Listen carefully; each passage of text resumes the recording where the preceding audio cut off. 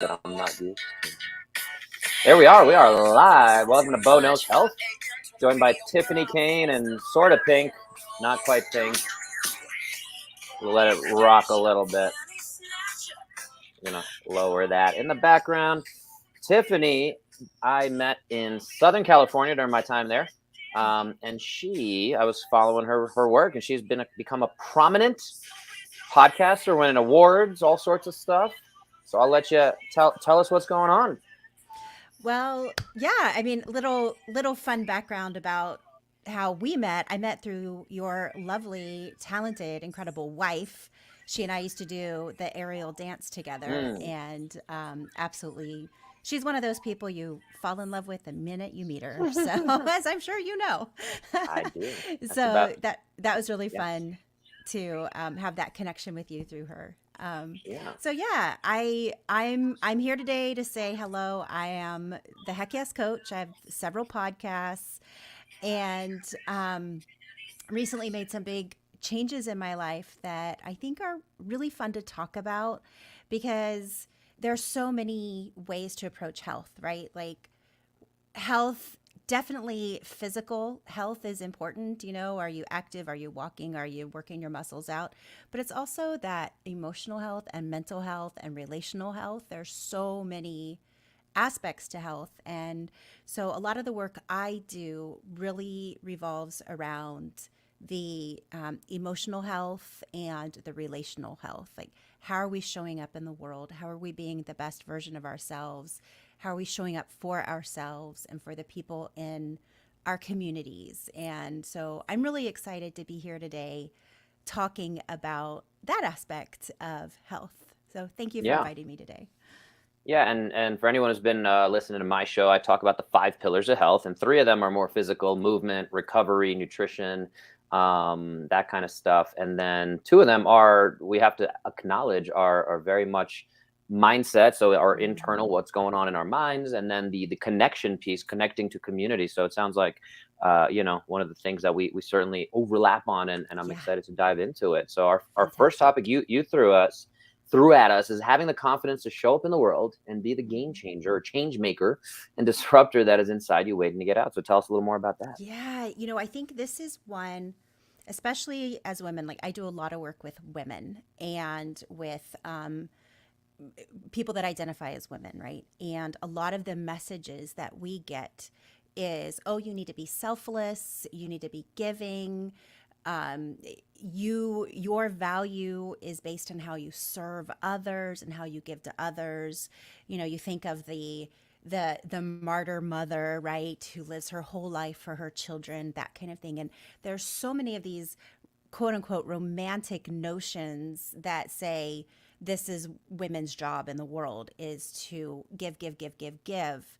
And what that ends up doing is we end up not following a lot of our dreams and goals and desires. And so my work is around you have to show up as who you are and follow your dreams and goals and desires. And for many of us, that is seeing problems and wanting to change them, right? Like whether it's seeing, like you seeing a problem with people not paying attention to their health enough and not putting their physical health to the top, to the priority. I mean, that affects so many things, right? And so you're being a change maker in the health aspect of the world, right? And there are change makers in politics. There's change makers in education. Just so many ways you can be a change maker on a large scale, a small scale. It really doesn't matter. And so I'm really all about doing that work, the mindset work, the emotional work, to listen to that voice, let that voice out that we, because of societal expectations, tramp down to say, well, I need to give, give, give. No, let's let this voice out. Who are you and how do you want to show up in the world? And how can you change the things that you think are a problem, right? Like I have a beautiful friend who is the mother of a neurodivergent child, right?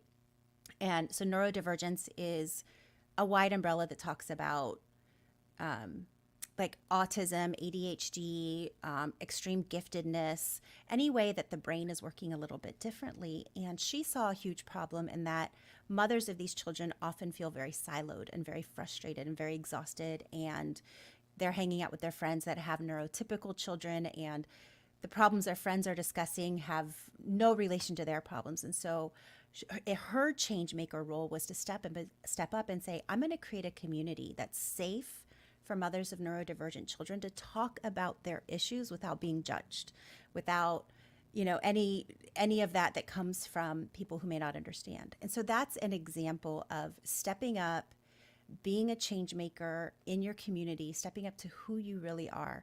And I'm super passionate about working with people and helping them find that peace inside themselves. So, just to bring everything together for a bit, are we talking about? And because I'm not as familiar with your work, I have listened to a bunch of episodes of your podcast, but do you refer to yourself, and I don't think I've heard it, is as a life coach? Because that's kind of what it's sounding like. It's in that arena. I'm the heck Right. yes coach. Right. Yeah. So it's really like, it's life coach in the sense of helping people live their life to their ability. It's a lot of mindset type of work, and but I'm kind of a put your big girl panties on kind of coach, right? So I don't follow a lot of what some life coaches aspire to, but I am a coach. I am definitely a coach, and I'm there to hold up the mirror and let you see what's inside you already, and just step into your power. I'm just all about, we don't need to dim our light. We don't need to play small. We don't need to hide behind those images that society has created for us, right? Even the trope of the middle-aged mother. I'm 48 years old, and there's that middle-aged mother trope of what you're supposed to look like and do, and the clothes you're supposed to wear, and the activities you should do, and it's like, no, like, who are you? Step into who you want to be. And if it's fabulous and colorful and outlandish, go for it. If it's granola, tree hugger, whatever, go for it. Like, be who that person inside you is. So yeah, that's the work I do. Awesome. Sounds like the word I would throw to all that is like authenticity. Is that? Absolutely. Yeah. Absolutely. Yeah. That is the key cornerstone for And sure. and you mentioned my wife, Maha, and yeah, that's something that I know she works with a lot of her clients on, and her and I are always kind of talking about, geeking out about the authenticity piece is definitely huge. And if people go back to a couple of my podcasts, specifically I have two that was men's groups, where guys are running the men's groups. We talk a lot about and dive into what that means to be a man in today's world. We talk about feminine, masculine energies, I think, and love those but conversations. And I would be curious to dive into that a little bit more.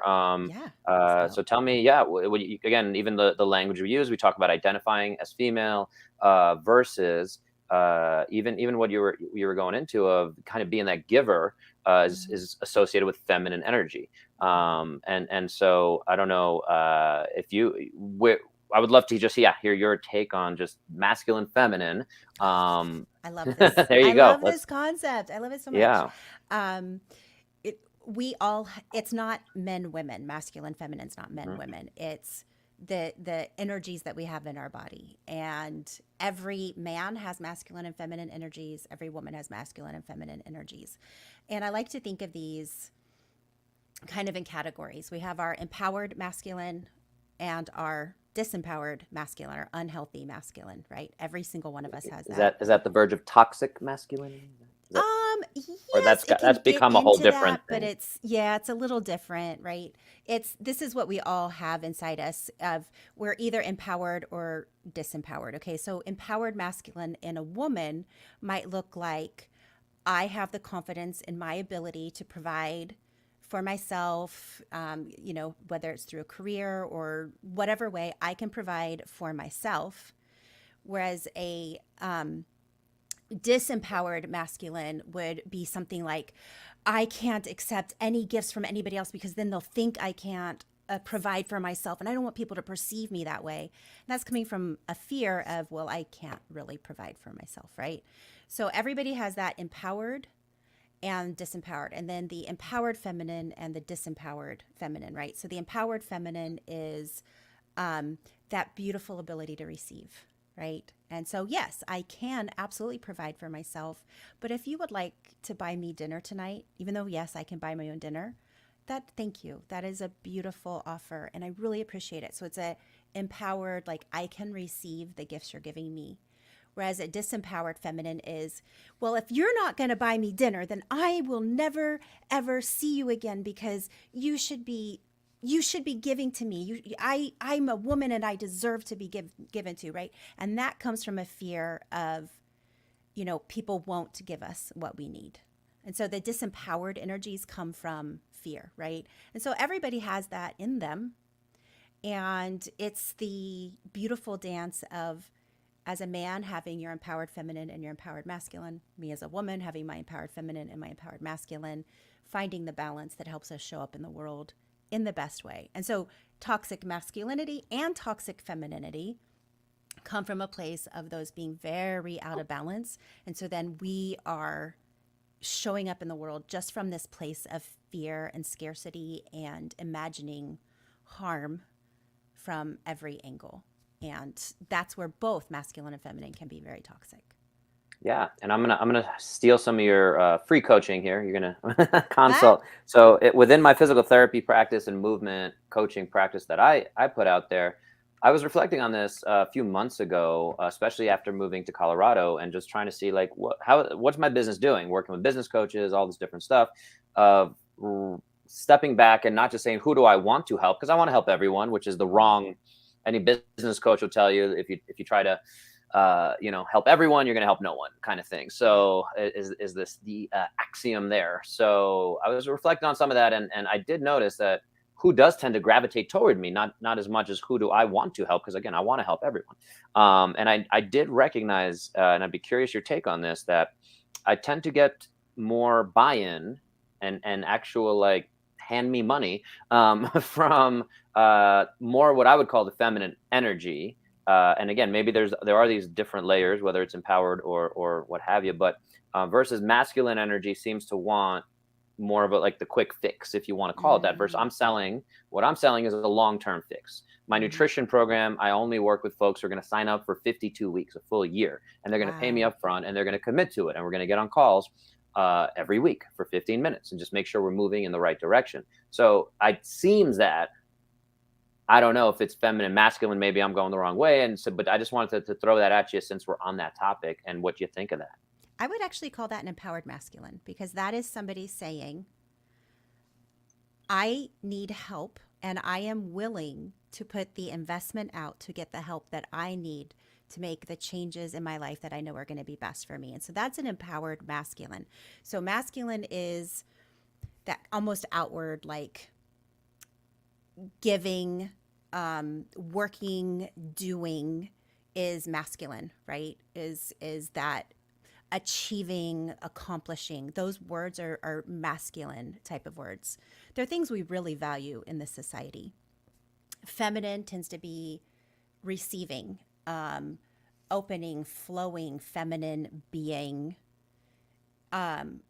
things that maybe society doesn't appreciate quite as much, but are so vital, right? And so it sounds to me like the people that are coming to you have a very healthy, empowered masculine. They say, I know that I need help. And it takes a fat lot of courage to ask for help. And it takes a fat lot of courage to invest in that help and to put the money out there for that help. You are investing in yourself. So that to me is an empowered masculine. And that's your inviting into your community, the people that are being attracted to you are the people in their empowered energies, saying, I know that I need help. I know I can't do this on my own. I am willing to invest in this. And that's a super empowered place. Awesome. And just on that whole topic, have you read The Way of the Superior Man by David Dita? I have not read that. I have the PDF I can send to you. I'm sure you'll get Okay. a kick out of that. So it takes a different look at some of these concepts between masculine, feminine, and again how they can appear in all of us. And so yeah, no, thank you for going down that path with me. Let's That's get back fun. on I our think that stuff is so fun. yeah, yeah. And I There's actually so started. many misconceptions, right? So many misconceptions around it. And it's just, Mhm. let's be healthy and balanced. That's all it Yeah, is, really. for sure. And again, being previously in a men's group with one of the guests that talked about the men's groups, Lee Povey. I'm going to say in the 40s of my episodes, where I think this is episode 122 or something like that. But yeah, I was a part of his actual men's group, and it was very interesting. And we explored a lot of these masculine, feminine concepts. And now I just started a dad's group, new dad's group, since I have as of recording this, my kiddo's 6.5 weeks old.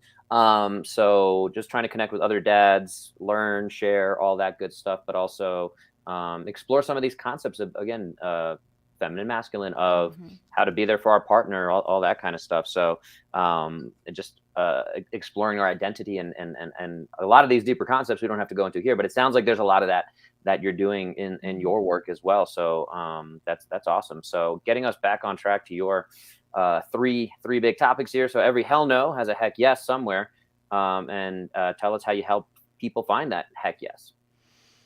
This is, well, I call myself the Heck Yes Coach. So this is probably the absolute cornerstone of my work. Um, if there is anything we're guaranteed in life, we're guaranteed the hell no's, right? It's those big, giant brick walls that stop us in our tracks. We're traveling down the path we think we need to be on, and then something happens, and boom, maybe we lose our job. Maybe a relationship falls apart. Maybe somebody we love dies. Maybe a pet dies. Maybe, just all kinds of things. There's so many hell no's. Some natural disaster completely changes what we thought. Something happens in our health where we get a diagnosis where we're like, my world just got rocked. This isn't who I thought I was, right? Those are all hell no's, right? Those are all things that create these barriers. So I have this visualization I use with the clients I work with. Imagine a big giant plate glass window, right? And outside the window is a family having a picnic under a beautiful tree, and there's all kinds of these delicious foods. And imagine that you are a fly and you see those beautiful foods and you want to get out to that picnic out there with that beautiful family, right? This plate glass window you don't realize is there. It's completely see through, but you see that family, you see that place you want to be. And you go and you're flying, and boom, you hit something. Wait, what was that? I can't get out there. I can't do it. And so you just keep hitting it. And eventually, we've all seen this happen. The poor fly falls to the sill, whether it's dead or exhausted, like it's done. It can't get out there. Now imagine you're a fly. You hit the glass. You're like, oh, I can't get out there. I want to be at that picnic. Well, let me just zoom back a little and look around. Oh, look, there's an open door over there. Let me go through there. And then you're happily at the picnic. Or maybe there's a skylight open, or there's another window over there. Or, it's endless, all the different ways you could get to where you want to go. And then you may realize, well, that's not actually where I want to be. I want to be over here. And so every time we get a hell no, what we want to do is take a pause. Take a second to say, okay, I just got smacked in the face. I just got knocked on my rear end. Something happened that is terrible. Let me take a pause. Figure out why this happened. Let's be curious about it. And then let's take a look around. Is there another way to go on this path, to do this thing? So I'll give you an example. I was a single mom, got my master's degree. I was in public education, 20-year career in public education, loved my job, loved what I did. Got my master's degree in administration. So I was like, oh, maybe I'll go on, to some sort of administrative role in the district. I really wanted to be a change maker, right? Like, really wanted to make education better. And I got up in the ranks a little bit, and then I hit brick wall after brick wall as I was trying to interview for higher positions. And so I sat down with my boss. Hell no, right? All these hell no's. And so I took the pause and sat down with my boss and said, why? Like, I know I am qualified for this job. I know I'd be good at this job. I know, I know that I would be good at this. Why am I not getting it?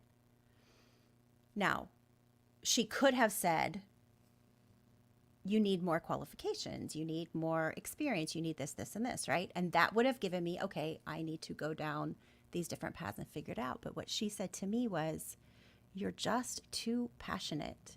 You're too much of a change maker, and that intimidates people. You need to dial it back if you want to move forward. And that was the best gift. Like, sometimes hell no's are the absolute best gift, because she told me, we don't need you as you are. We don't need who you are. We need somebody different going forward. We need somebody that's going to be a yes person, somebody that's not going to be trying to change things, somebody who's not going to ask so many questions. That's not what we need in our leadership. And I, right there, was like, okay, I either need to keep hitting my head on this brick wall, on this plate glass window, driving myself crazy to try to be the person they want me to be, or I can find another path. And it was a painful path. I quit my 20-year career in public education and went on to create my own business. But it was, to me, the best gift. Like, those words were the best words she could have told me. Mm-hmm. Because then I stopped struggling in this career that wasn't serving me anymore, and I was able to take a different path. And so to me, that's being able to look at those hell no's as gifts and find the heck yes in that situation. Awesome. I just did a lot of talking, so I'm going to pause. Yeah, that's all right. Thank you for sharing that. Totally makes sense. Yeah. And I love to hear all that. And and again, like, you're phrasing it in a really fun way, that, or not fun way, but in a great way, that, a lot of people have these things that, oh, just pick yourself back up and everything will work out. And, kind of those kind of things. You'll find your way eventually. But yeah, to be able to put a little bit more to that is definitely more powerful. And I think, yeah, if you can have an objective kind of roadmap, that's a whole different story, right? So yeah, it's really cool. And again, as a new father, also starting to think ahead. And in this dad's group I'm mentioning, like, thinking, oh, I'm going to teach him lessons, and 10 years from now, 15 years from now, 20 years from now, we're going to be talking about careers. And it's like, yeah, just don't forget that, like, nothing is permanent. Like, all these things. And I've been collecting all these little quotes and, again, idioms, I guess, whatever you want to call them. But, like, to actually be able to talk through that process, I think there's some really very cool stuff there. I wish we can go even deeper, but we're going to go to the last one. And this last one, just really quick, just with your fatherhood and being a parent. Mm-hmm. I think the greatest gift you can give yourself as a parent is to say, this little being is entirely their own person, right? It's not an extension of me. They are their own person, and my only job in this life is to guide them and help them be them. And so many times as parents, we torment ourselves by trying to turn our child into who we think they should be.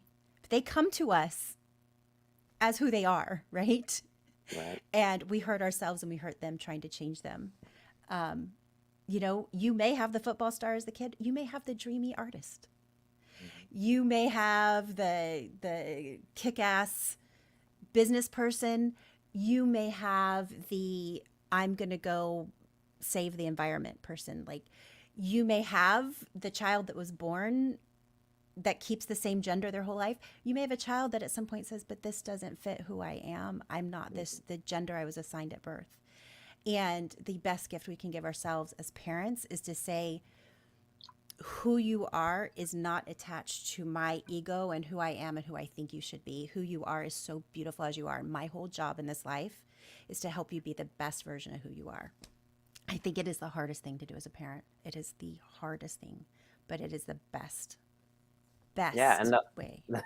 The underlying theme, and again, tying them back to kind of my normal health and fitness topic, is the definition of fitness, which again, people hear fitness, they think sit-ups, push-ups, running, all that good stuff, doing silks, aerial Yeah. silks. And one of my previous guests, I'll give credit to Joe Lavaca, a physical therapist back in New York City, that said, and I think it's the best definition I've kind of gotten, is being adaptable. So Mm, that's, as human beings, we are very resilient. yeah. And this takes us nicely into that third topic of hell no is often the greatest gift. It breaks us out of the current cycle. You kind of touched on that already. And there's a great book called The Gift of Injury. And obviously, for me as a physical therapist, I deal with a lot of injuries. And so a lot of times it's like, hey, this is your chance to like address all these things and Mhm. address the root cause. And again, that's what I was talking about. Same thing of like people are willing to pay me that money when they're like, oh, I see this long journey and I Yeah. see that we're going to really address this. And it might take 2 years of a process, but then the rest of my life, I don't have to deal with this back pain or this hip issue. And maybe I can avoid surgery and maybe I can avoid the medications that I saw my parents on and all this kind of stuff. So, yeah, that gift of injury is always a thing that, in the rehab world and trying to break out of our current medical system, it's a whole nother conversation, but yeah, that's where I'd love to hear your take on, again, this, the hell no is the greatest gift. And you kind of I'm touched going on it to already. stay on that gift of injury idea because this happened to me. So I was in that time period of my life where I was fairly freshly divorced, out there like to try to live life, and I was doing everything. I was a single mom, working full time, master's degree, doing aerial many hours a week, performing, running marathons, coaching a marathon team, doing 100-mile bike rides. Like I was going for it, right? Like I am going to live life and I'm going to go. Well, at one of my aerial practices, I fell from the silks and fractured my back. And I didn't stop to take care of it, right? I was injured, but I was like, well, this isn't going to stop me. And I went on and ran a marathon after that. I went on and performed. I did all these kind of things. And my body, a couple months later, said, well, you didn't listen to our, when we told you we hurt. And so now we're just going to stop you. And I got to the point where I could not walk. And I know I came to you a couple times to help me with it. And it ended up being a gift, right? I had to stop running. I had to stop cycling. I stopped aerial. Those things were so painful to me. But what I did was I said, I haven't been listening to my body. I have not been showing myself love. I haven't been showing myself care.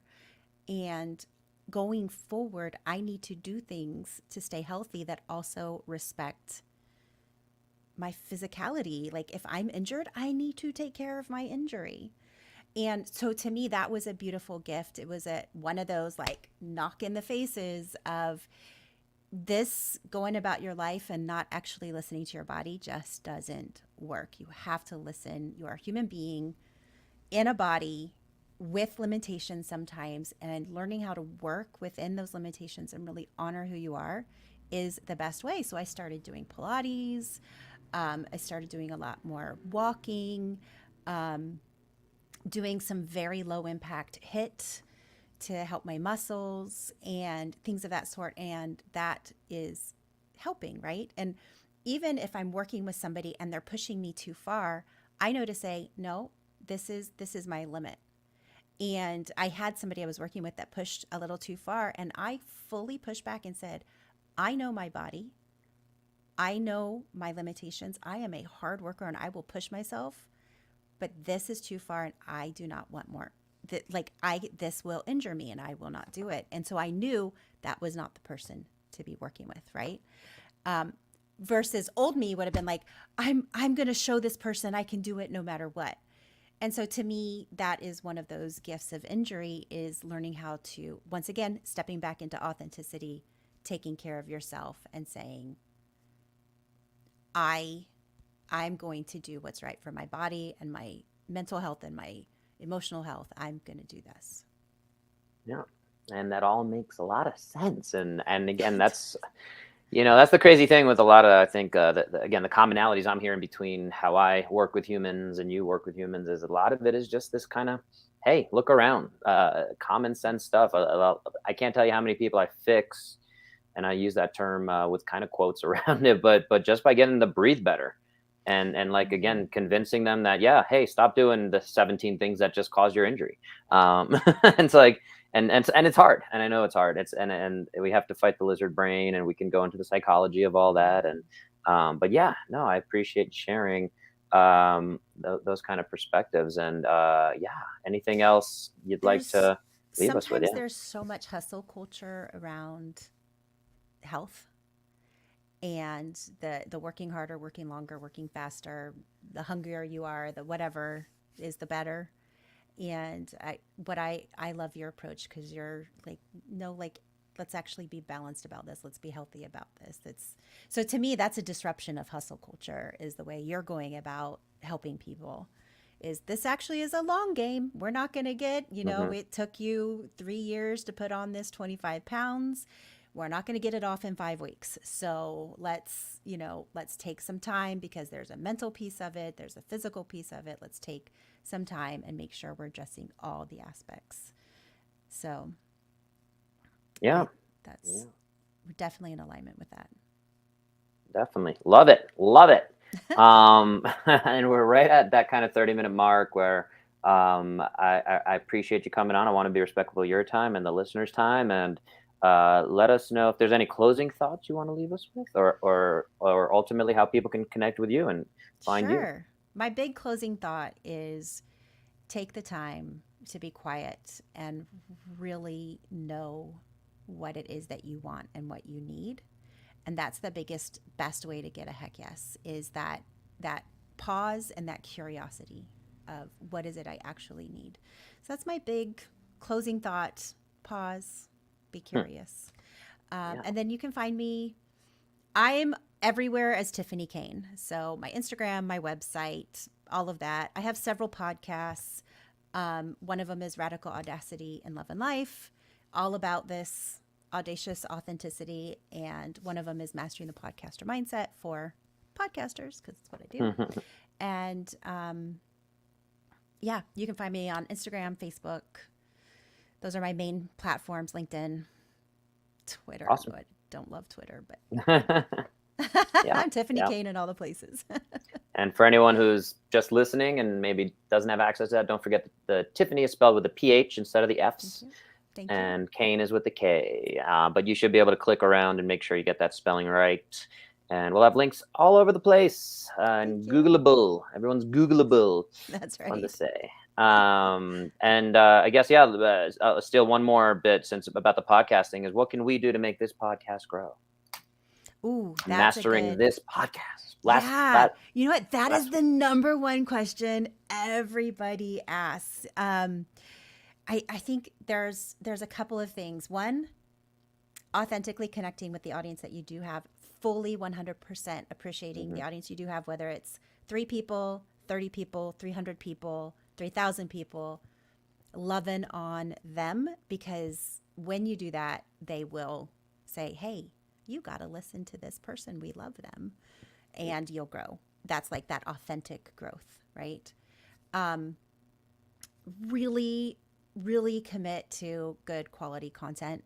People have so many options. They don't have to hang around for cruddy content, right? Like they Mhm. want they their time is valuable. They need to get good value. So you're doing that. That's great. And then another thing is different growth tactics, and there are so many. But what I find really, really useful for your growth tactics is collaboration with other creators because then you get to share audiences. Different people get to hear from you. It might be cross promotions on other podcasts. It might be doing lives such as this. It might be working on projects together, maybe doing a workshop together. Those are all ways for people to hear about you. And that's a super powerful, long, like it will keep lasting. It'll keep coming back to you. So that is a topic we could talk about for hours. But those are kind Well, of my maybe top we'll three have to do things. a part two for sure. For sure. Well, appreciate you being on here again, folks. Reach out to her. I did have someone texting me that they lost the Facebook feed, but they were trying to figure out how to get it back, and they were saying, who is this woman? She's a fantastic presenter. I need more of her in my life. So you at Well, least got a thank little, you. possibly one fan. Yeah. Yay. And with that said, hope everyone got 1% better today, and we'll talk to you next time.